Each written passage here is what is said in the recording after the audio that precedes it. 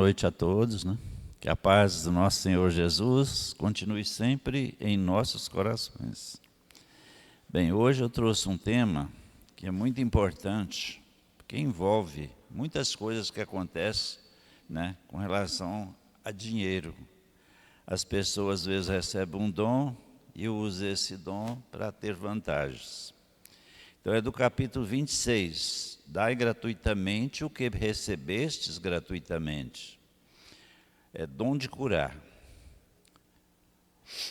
Curai os enfermos, ressuscitai os mortos, limpai os leprosos, expulsai os demônios. Dai gratuitamente o que recebestes gratuitamente. Mateus capítulo 10, item 8. Dai gratuitamente o que recebestes gratuitamente, disse Jesus e seus discípulos. Por este ensinamento recomenda não cobrar por aquilo que nada se pagou. Portanto, o que tinha recebido gratuitamente era o dom de curar as doenças e de expulsar os demônios, ou seja, os maus espíritos.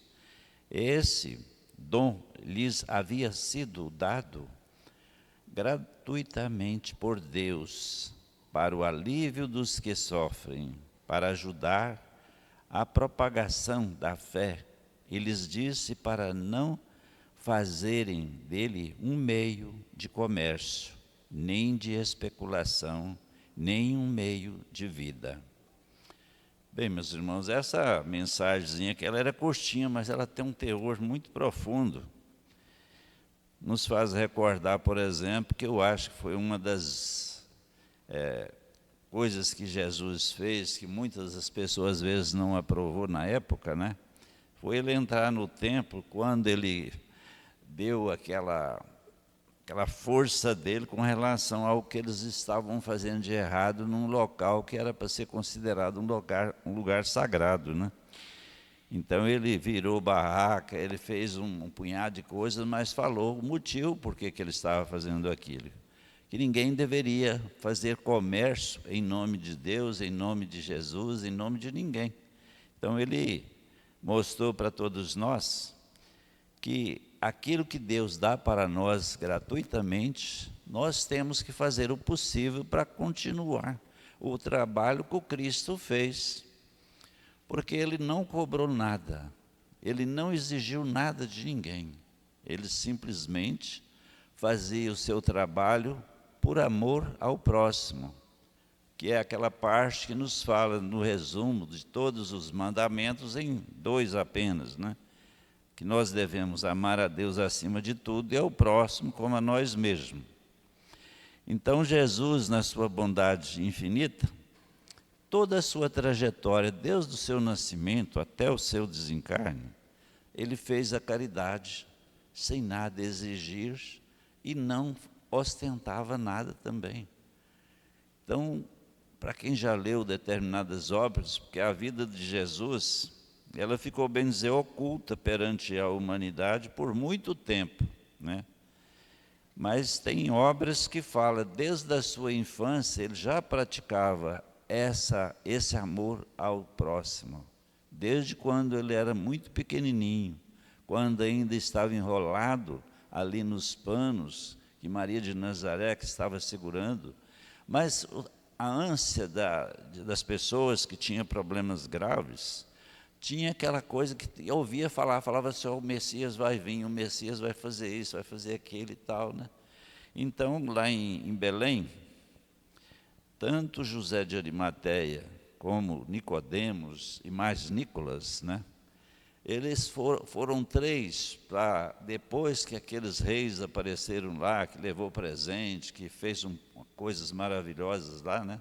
E continuou fazendo depois, porque eles continuaram dando ajuda a Jesus em todo o seu trabalho de ajuda ao próximo, às pessoas carentes. José de Arimateia tinha um problema de doença, Nicodemos também, e esse Nicolas também. Mas a fé deles era muito grande, que se eles aproximassem daquele Messias, mesmo sendo pequeno, que eles poderiam ser beneficiados. E com isso tinha também, na época lá, uma mulher que tinha nascido com deficiência física e ela andava se arrastando, né?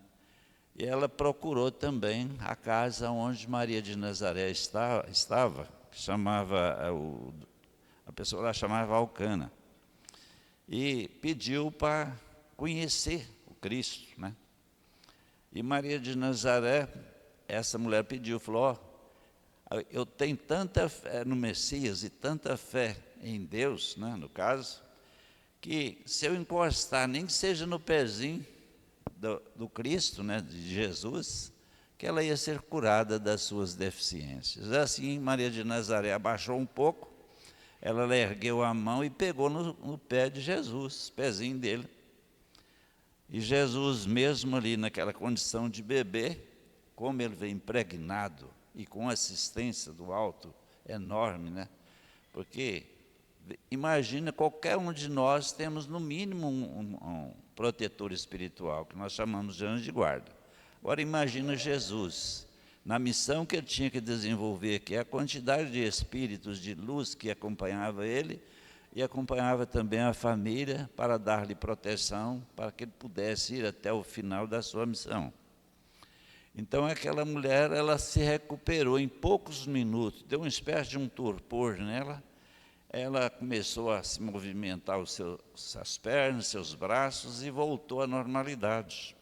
E ela disse para Maria de Nazaré, olha, eu vou sair por aí gritando, que no caso que ela foi curada pelo Messias que todo mundo estava aguardando.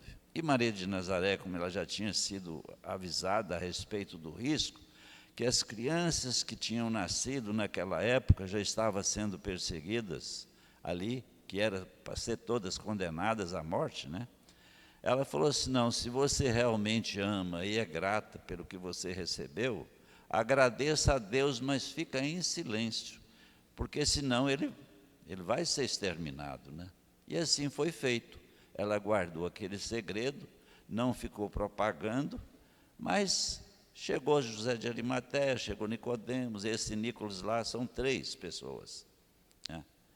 E também tinha problema, inclusive o Nicodemos, que tinha um câncer nessa região do tórax aqui, que já estava a ferida saindo para fora. E eles pegaram também na mãozinha de Jesus e recebeu as bênçãos e se libertou dessas doenças. Mas eles já tinham um conhecimento, eles já tinham uma noção dos riscos que Jesus corria se aquilo fosse propagado. E eles também guardaram o segredo de tudo isso.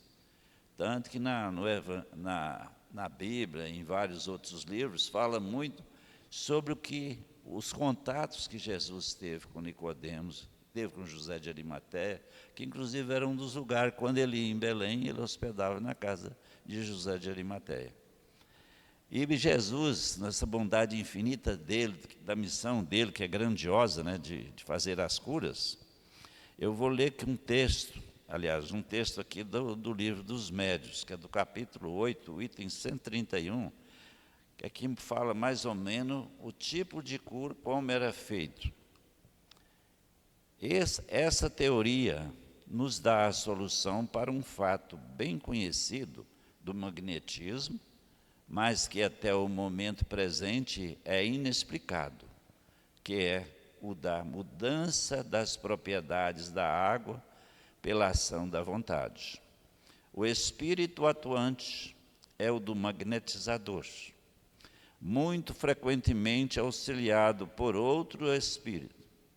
Ele opera uma transmutação por meio do fluido magnético, que, como já dissemos, é a substância que mais se aproxima da matéria cósmica, ou elemento universal. Se ele pode operar uma modificação nas propriedades da água, pode igualmente fazer a mesma coisa com os fluidos do organismo, o que resulta num efeito curativo da ação magnética convenientemente dirigida.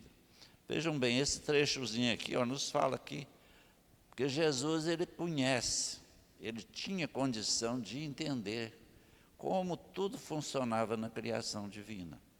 No período em que ele esteve no deserto, foi um período que ele ficou algumas semanas lá, isolado de todos, né, num local completamente.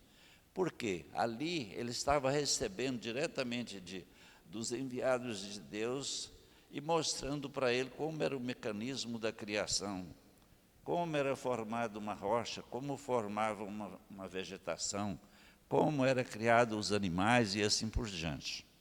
Então ele aprendeu a manipular, a fazer essa química, essa mistura de elementos, para que influenciava em todos os sentidos e em tudo que, não só na água, mas em todas as outras coisas. Sabemos que a vontade desempenha em todos os fenômenos do magnetismo um papel fundamental. Mas como explicar a ação material de um agente tão sutil? A vontade não é um ser, nem uma substância qualquer. Não é e nem mesmo uma propriedade da mais etérea matéria. A vontade é o atributo essencial do espírito, ou seja, do ser pensante. Com a ajuda dessa alavanca, ele age sobre a matéria elementar e, por uma ação consecutiva, reage sobre seus compostos, cujas propriedades íntimas são então transformadas. É o que acontecia. Porque às vezes a pessoa tinha uma deficiência física, alguma coisa assim, até na parte óssea, né? Ele fazia com que todo aquele mecanismo reagisse e voltasse à normalidade, desde que aquela pessoa tinha também o mérito de receber a cura, porque nem todos que Jesus fez, às vezes, o tratamento, ficou curado para sempre, mas não era por causa dele, é por causa do próprio comportamento da pessoa. Por isso ele sempre dizia, quando ele beneficiava alguém, ele falava, vai e não peques mais. Não repete os erros, procura fazer reforma íntima, procura modificar o seu dia a dia, o seu relacionamento com as pessoas e assim por diante. Então, tudo depende da pessoa. Tanto tem aquele caso que fala que Jesus aproximou dele 10 leprosos. E esses leprosos, depois que recebeu a cura, que foi limpo ali, eles saíram assim, nem agradeceu, não fez nada, mas um deles, que tinha uma fé mais, vamos supor assim, apurada, voltou, agradeceu a Jesus e colocou à disposição do Cristo para fazer tudo o que pudesse para ajudar na divulgação dos seus ensinamentos e o seu evangelho. E os outros, com o passar do tempo, foi voltando novamente a ficar doentes. Por quê? Eles não seguiram os conselhos do Cristo, no caso. Porque a maioria das pessoas que recebe benefício, elas lembram às vezes na hora, se foi uma coisa bem rápida. Mas nós não temos hábito de agradecer nem por aquilo que nós recebemos. Às vezes a gente faz o pedido, é atendido e depois a gente nem agradece, né? Então vou continuar aqui a leitura nessa parte do livro dos Médiuns. A vontade é atributo do espírito, tanto do encarnado quanto do desencarnado. Daí vem o poder do magnetizador. Poder que sabemos estar na razão direta da força de vontade. O espírito encarnado, podendo agir sobre a matéria elementar, pode-lhes mudar as propriedades dentro de certos limites. É assim que se explica a faculdade de curar pelo contato, a imposição das mãos, que algumas pessoas possuem em um grau maior ou menor. Então, esse aqui, vejam bem que tem muitos métodos de cura. Jesus usava vários métodos, no caso, ele usava o abraço, ele usava o sopro, ele, através do seu olhar e da sua vibração, ele conseguia fazer as curas, né, que deixava as pessoas espantadas com tanta condição, que ele já levava as pessoas que realmente estavam com o coração aberto e em condição de receber ajuda. Então Jesus, que é amor puro, né? Ele teve uma época que eu li no livro que fala da vida dele, desde o seu nascimento até o seu desencarne, que chama Harpas Eternas. Ele chegou num determinado lugar, num vale onde ele tinha ficado, quando ele ainda era bebê, quase. Ele ficava lá por vários meses para ficar protegido, porque os perseguidores das crianças, no caso na época, né, eles ficaram, foi levado por um essênio para ficar dentro de uma caverna, dentro de um vale onde habitava a maioria das pessoas que eram doentes da doença da hanseníase. Então Jesus, nesse local, tinha um lago, lá tinha um local onde tinha um poço bem grande de águas, onde esses irmãos tomavam seus banhos, né? E Jesus, ele penetrava dentro dessas águas, e essas águas ficavam com seus fluidos. E ali os leprosos que tomavam banho ali eram limpos pelaquela água que, mesmo sendo corrente, ela estava sempre impregnada com os fluidos do Cristo. Então vejam bem como pode uma pessoa estar com uma posição em termos de elevação espiritual tão grande, de passar a manipular aquela água, dela estar sempre recebendo os fluidos necessários para que pudesse beneficiar aquelas pessoas que estavam doentes naquele vale. Outros, às vezes, mesmo à distância, que pediam ajuda, eram socorridos. Tem aquele caso de um major que viveu lá em Roma. Ele era uma pessoa muito influente, tinha um poder muito grande.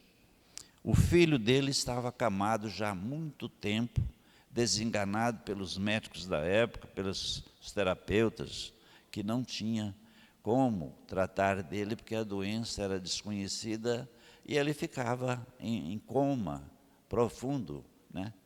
Então esse general, que tinha também uma fé e uma confiança muito grande, pensou assim: eu vou pedir a Jesus para que possa ajudar esse meu filho. E como Jesus estava distante do local onde ele morava, ele foi atrás. Chegou lá e falou assim: mestre, eu tenho um filho que está, como diz, desenganado pela medicina da época, né? E eu creio, e eu acredito, e tenho confiança que o Senhor pode curá-lo. Jesus fala para ele: mas aonde está seu filho? Ah, está lá no meu lar. E daí é muito longe, né? Aí Jesus fala assim: olha, seria bom eu estar em contato com ele. Mas aquele general, com a fé que ele tinha, a confiança, ele começou a conversar com Jesus, falando assim: olha, na minha posição como um general, quando eu dou uma ordem aos meus subordinados, eles simplesmente a executam e faz o que eu peço, né? Então, se eu sou um simples general, não tenho a ligação com Deus como o Senhor tem, no caso, que era o Cristo, né? Se o Senhor fazer um pedido junto ao Pai, eu tenho certeza que meu filho vai receber esse benefício. E Jesus, vendo aquela fé inabalável daquele pai ali, que estava implorando pela saúde do filho, olha para o alto e pede, fala assim, conversa com Deus em oração, pedindo que fosse naquele local onde o filho daquele general estava e o curasse, né? Aí o general pegou e ficou com aquela coisa assim, pensando assim: eu vou voltar para casa, porque eu tenho certeza que meu filho recebeu o benefício, né? Mas outras pessoas que estavam por perto pensou assim: esse aí não vai ser atendido, né? Mas, para surpresa do pai, quando ele chegou, o filho já estava normal, alegre, feliz e falando da assistência que recebeu dos espíritos de luz que ali compareceu para ajudar ele a libertar daquela doença que estava fazendo ele sofrer muito e toda a família também. Então vejam bem como os métodos, né, podem ser usados. Mas tem casos, às vezes, que a gente recorda com relação a outros aspectos de tratamento. Então tem aqui um livro que eu já li, que inclusive a pessoa que escreveu ele eu conheço, chama Cuidadores da Alma. Esse livro aqui, ele foi elaborado por um irmão que preside um centro lá em Goiânia que chama Ramatiz. Então, nesse tratamento que eles fazem lá, eles usam métodos também que eu considero maravilhosos, que é o mesmo tipo quase que usa aqui no Vinha de Luz. Sem equilíbrio energético não existe saúde física. Então, lá eles usam, geralmente, as pessoas, no mínimo 4 semanas de tratamento. A pessoa vai a primeira semana, eles são preparados, depois da palestra e tudo, eles são levados para uma sala, e lá eles usam o magnetismo, né, durante essa semana, fazendo o tratamento. As pessoas deitam na maca, recebem a energização ali através de médios que têm conhecimento. Na segunda semana, eles usam, que nós fala paz, mas eles falam reiki, né, que é o mesmo tipo, só que eles falam que captam as energias do cosmos para beneficiar a pessoa que está ali precisando de tratamento. Na terceira semana, eles fazem um tratamento que nós usamos muito aqui no Vinha de Luz também, que é a cromoterapia, que é o tratamento através das cores. Então, esse tratamento das cores ajuda, inclusive, no alinhamento de todos os nossos centros de energia.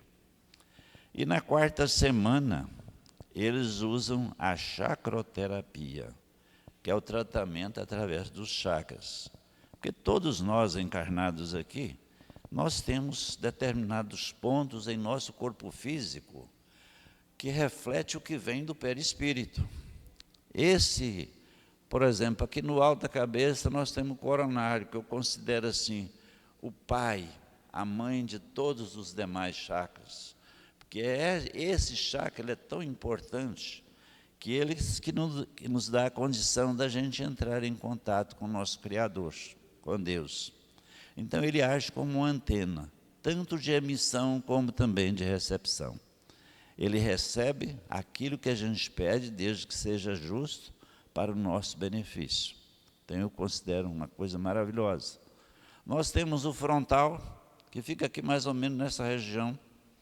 Temos o laríngeo, que fica aqui na tireoide, né? Esse laríngeo ele é responsável pela harmonização de toda a nossa árvore respiratória, a nossa parte pulmonar, a nossa parte de oxigenação e tudo mais.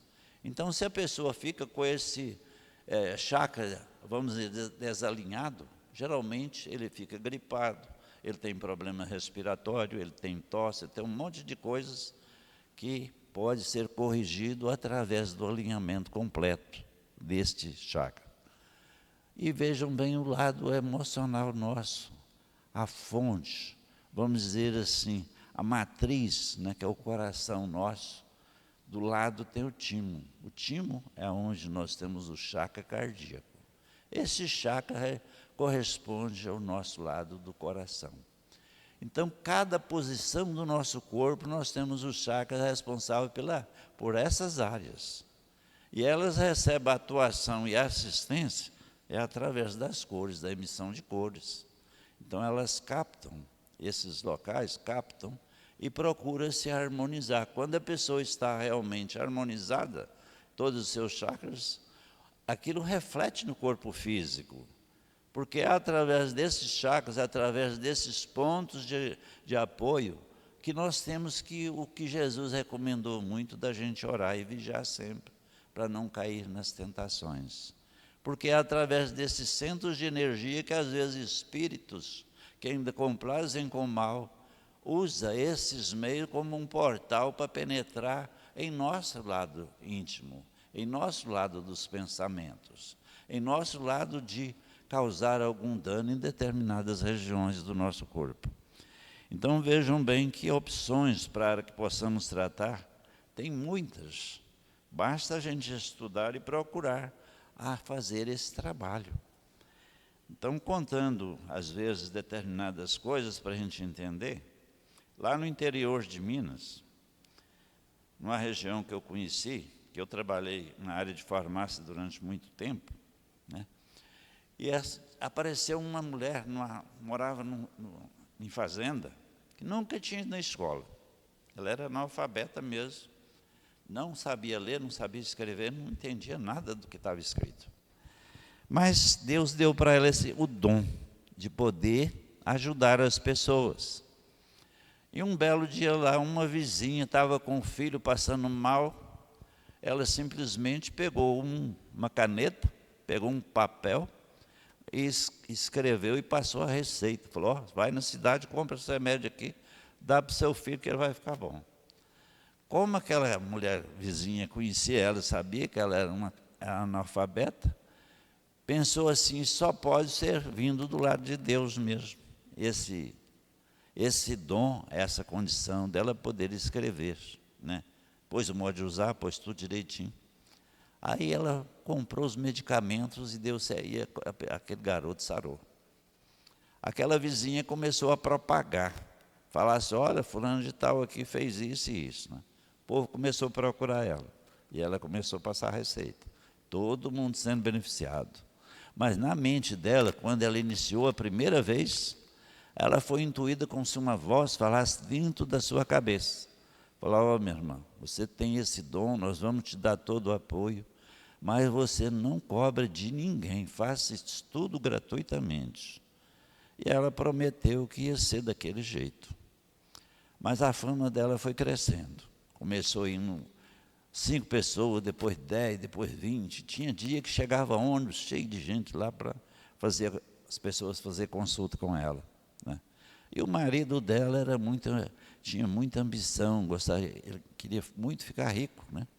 Aí começou a pensar assim, olha, você diz que não pode cobrar nada de ninguém, mas vamos fazer o seguinte, você está usando o seu tempo aqui, não está ganhando nada com isso, eu acho que Deus não vai não vai ser contra a gente cobrar uma taxa dessas pessoas, nem que seja um valorzinho bem pequeno, né? Aí ele insistiu, mas foi muito tempo insistindo com ela, e ela sempre falando, não, eu vou fazer o trabalho como eu recebi, que é para fazer de graça, né? Mas parece que a ambição e alguns espíritos, às vezes, ali foi influenciando ela também, né? Ela pegou e cedeu para o marido, falou assim, olha, então você faz o seguinte, cobra só R$1, por exemplo, de cada pessoa que vier fazer a consulta, né?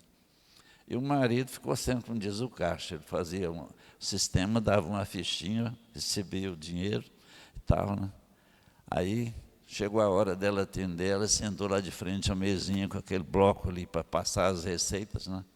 E ficou de braço cruzado, e quem falou que aparecia nome de remédio, que a mão dela, o braço dela já não tinha condição de escrever nada, a sua mão, né?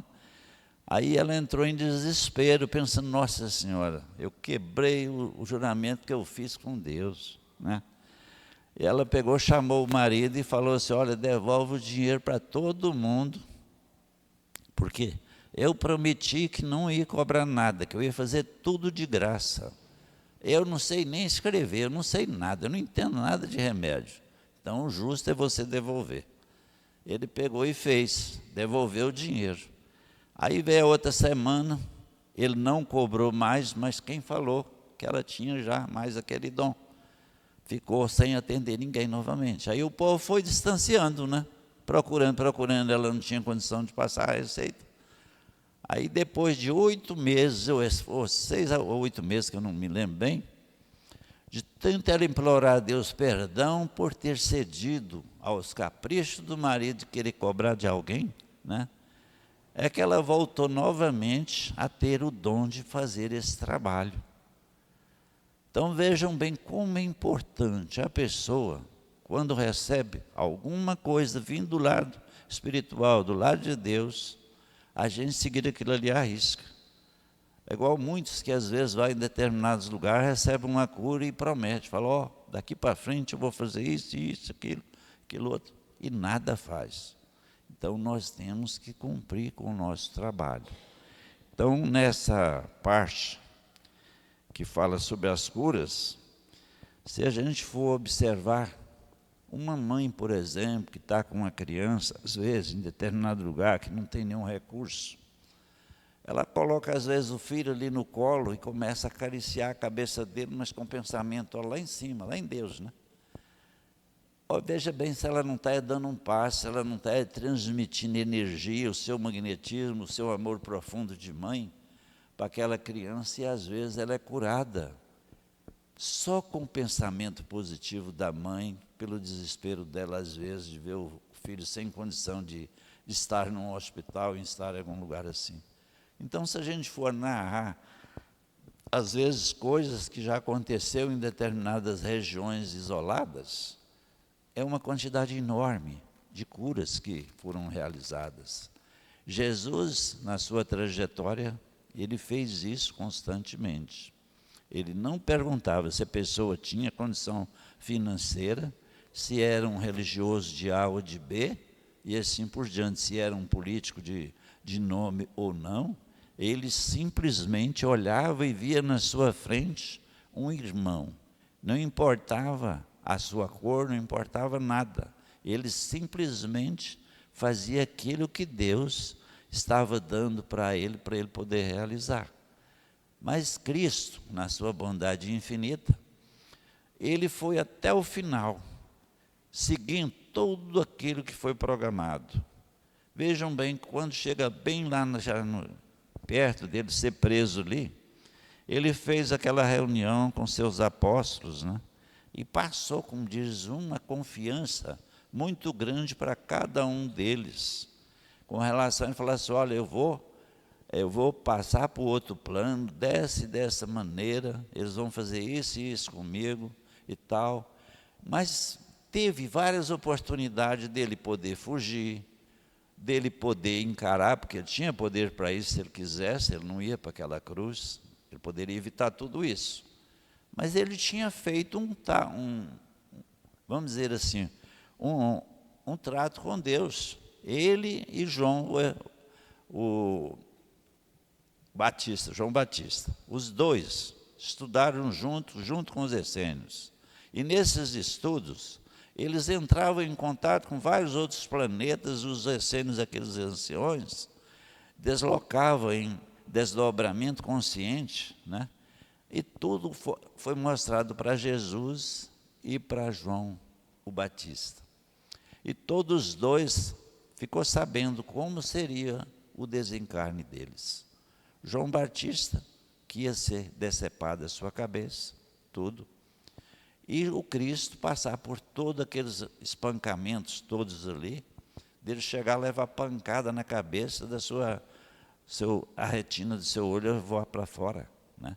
E tudo mais. Mas foi perguntado, você vê o tanto que Deus dá o livre-arbítrio para qualquer um de nós, inclusive para Jesus. Quando estava aproximando, falou assim, olha, você tem direito de escolher. Você quer realmente passar por tudo isso aí? Ele pega e fala, olha, para honrar o nome do nosso Pai, para honrar aquilo que eu prometi, eu vou até o fim e quero ir até o fim. Mesma coisa foi feita também com João Batista. Ele também tinha feito essa promessa e ele não fugiu. Mas vejam bem que quando aproxima e é mostrado que a pessoa vai passar, qual de nós que ia aceitar, falar assim, não, pode me levar, pode me bater, pode fazer isso, pode me levar para a cruz, pode me pregar lá e tudo mais, né? A gente não ia ter condição, às vezes, de ir até o fim, mas o Cristo foi. Porque ele falou, se ele não honrasse aquilo que ele tinha prometido, ele estava desonrando, era o nome de Deus. E isso ia prejudicar muito o lado dele, porque ele ia ser desmoralizado. E aí o desencarne dele, para ser um desencarne natural, não ia ficar registrado na história e não ia causar um impacto tão grande como foi daquela violência que ele passou. Tanto que ficou dividida a história antes de Cristo e depois de Cristo. Tudo tem um motivo, né? Então vamos analisar, que estamos já no nosso final aqui, né? E pensar assim, será que nós podemos também ajudar nas curas? Podemos sim. Todos nós somos instrumentos na mão de Deus. Quando a gente entra naquela gabina de paz ali, que vai com o coração aberto, falar assim, Deus, eu nada sei, mas o Senhor pode me fazer de instrumento, que possa ser usado todos os fluidos que estiveram aqui ao meu alcance, de transmitir com pensamento positivo, e aquela pessoa que está na frente, se tiver merecimento, ela vai receber. Não pela bondade, não pela capacidade, às vezes, do médium, mas é dele ser como se fosse uma mangueirinha bem limpinha, por onde os espíritos de luz passam os fluidos que irá beneficiar aquela pessoa que está ali pedindo ajuda. Então, que Deus, que Jesus possa nos trazer todo o equilíbrio, toda a paz, né?